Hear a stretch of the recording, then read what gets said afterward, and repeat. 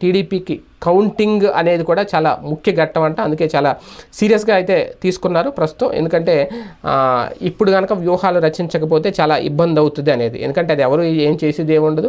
ఈవీఎంలో already నిక్షిప్తమైపోయి ఉన్నాయి ఓట్లన్నీ కూడా.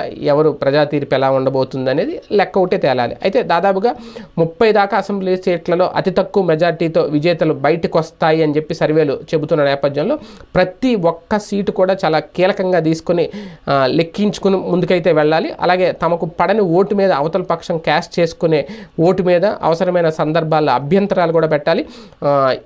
పూర్తి స్థాయిలో దీనికి టీడీపీ అప్రమత్తంగా ఉందట. ఈ సంకేతాలన్నీ ఆల్రెడీ తమ్ముళ్ళకి ఇచ్చారట చంద్రబాబు నాయుడు గారు. ఎందుకంటే విదేశీ పర్యటన ముగించుకొని వచ్చిన తర్వాత టీడీపీ అధినేత చంద్రబాబు గారు వెంటనే ఇమీడియట్గా కౌంటింగ్ సరళికి సంబంధించి ఏం చేయాలి అనే నిర్ణయాలు తీసుకుంటున్నారు, వ్యూహాలు రచిస్తున్నారట. రాష్ట్రంలో ఎన్నికల ఓట్ల లెక్కింపు ఫలితాలు ఏర్పాట్లకు సంబంధించి జరుగుతున్న